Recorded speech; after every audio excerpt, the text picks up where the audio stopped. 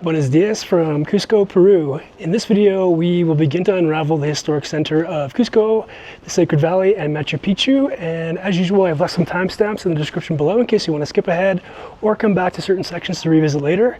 And if you found this video to be of value, don't forget to like and subscribe.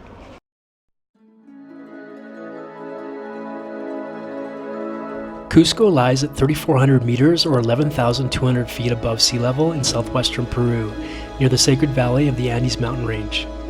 It's among the oldest continuously inhabited cities in the Western Hemisphere, with traces of settlements dating as far back as 1000 BC.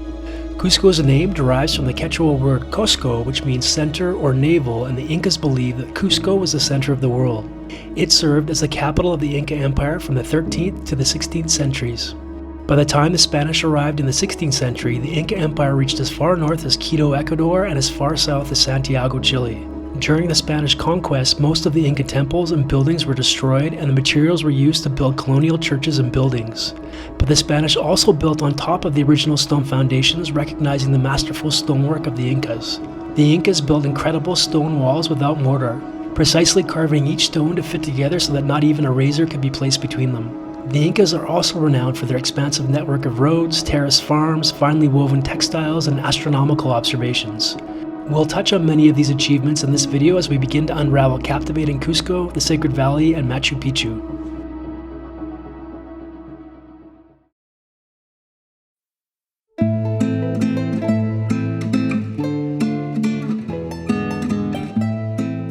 Plaza de Armas is the best place to begin exploring Cusco. On one side is the Cathedral of Cusco, built over the foundations of an Incan temple, and on another side is La Campana, a Jesuit church. The statue in the middle of the plaza is Pachacutac, the 9th Inca or king. He is credited with developing Cusco into a complex urban center and transforming the chiefdom into the great Inca Empire. The rest of the historic center is also very interesting to explore on foot, but be prepared for stairs and steep inclines as you wander around. And one of the most famous examples of the Incas' exceptional construction skills is the perfectly cut 12-sided stone, which is now considered to be a national heritage object. Another interesting area to wander around is the trendy and artistic San Blas neighborhood. It has many galleries, shops, cafes, and restaurants that line the beautiful narrow alleyways and cobblestone streets.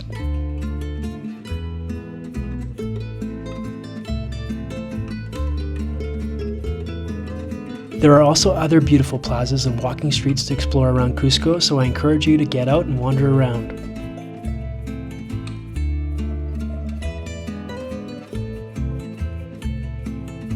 And the Inca Museum has several interesting artifacts showcasing the culture and craftsmanship of the Incas. Definitely worth a visit.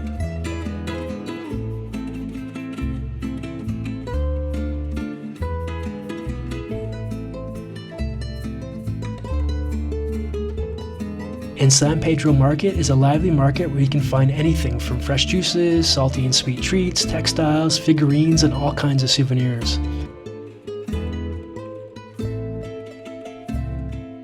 It also has a variety of fresh fruits and vegetables, including many different kinds of potatoes. Peru has more than 3,000 varieties of potatoes, mostly grown in the Andean region. I had no idea that potatoes came in so many different shapes and colors.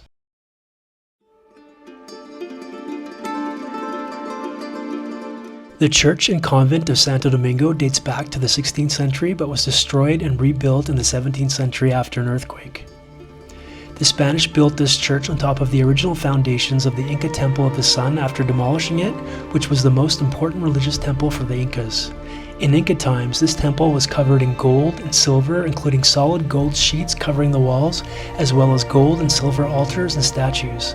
The Quechua word used to describe this temple is Korikancha, which translates to golden enclosure. However, this temple was originally called Itacancha or Itiwasi, as it was dedicated to the Inca sun god Inti. All of this wealth was looted and melted down by the Spanish during the conquest. Only the exquisitely built stone foundations remained from the Incas.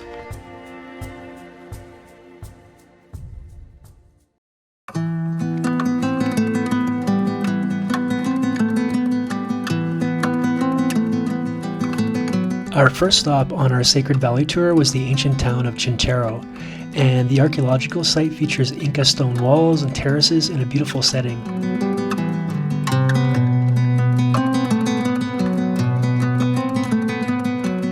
During our visit to Chinchero, we also visited a women's textile center and watched how textiles are made in their ancestral style. They weave and dye textiles using all natural products without modern tools. Our next stop was the archaeological site of Moray, which is subject to debate regarding its purpose and significance. But many people believe this site offers a glimpse into the advanced farming techniques and experimental farms that created a variety of microclimates. Our next stop was Ollantaytambo, established in the 15th century and was likely used as an administrative, cultural, religious, and military hub for the Incas. But its main purpose remains subject to debate. It features stone terraces, narrow stone-walled streets, and sophisticated water channels. One of the few times the Incas won a battle against the Spanish was here at this site.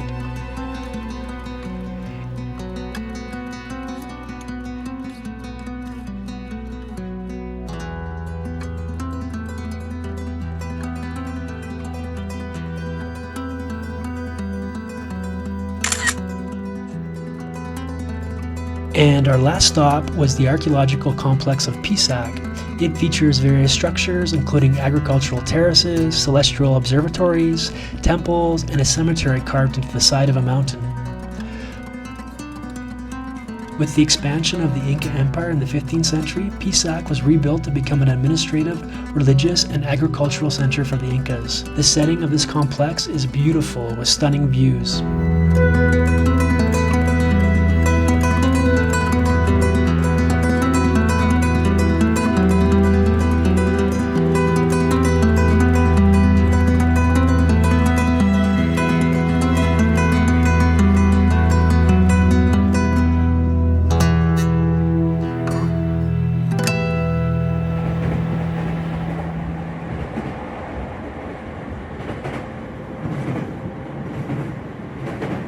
So we just left Cusco train station. We're on our way to Machu Picchu. We're pretty excited.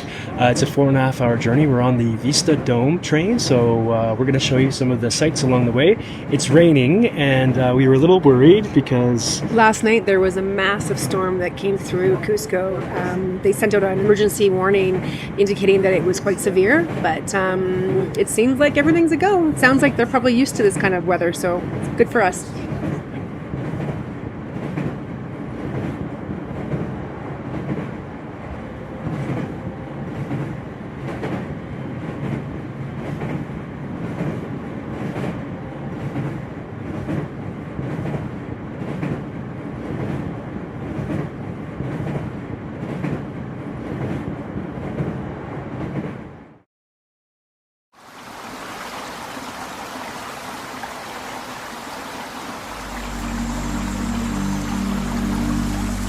When we arrived by train at the town of Aguas Calientes near Machu Picchu, we just wandered around a bit and then went to bed early. We knew we had to wake up very early the next morning for our 6 a.m. entry to Machu Picchu, about a half-hour bus ride away in the morning.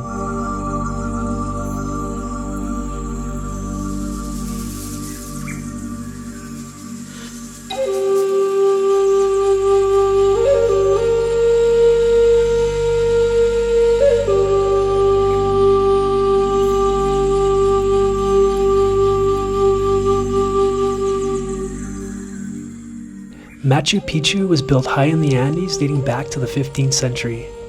The true purpose of Machu Picchu remains a mystery and continues to captivate the world with its beauty.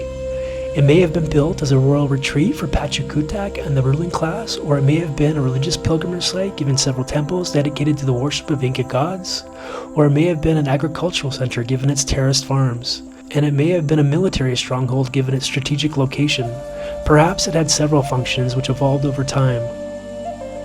While the precise purposes and functions remains a mystery to ponder while exploring Machu Picchu, most agree that it had a profound spiritual significance for the Incas, given its alignment with celestial events. For example, on June 21st every year, during the winter solstice, the sunlight crosses the central window of the Temple of the Sun and illuminates a ceremonial stone inside. For me, the experience of exploring Machu Picchu was mind-blowing, not only because of its well-preserved architecture, historical significance, and deep connection with celestial events, but also because of its extraordinarily beautiful setting, perched high on a mountain ridge overlooking the Urubamba Valley, high in the Peruvian Andes. Looking down at the clouds from this ancient Inca site is a feeling hard to describe. To say it was awe-inspiring feels like a giant understatement. It was one of the most incredible experiences of my life. Thank you, Machu Picchu.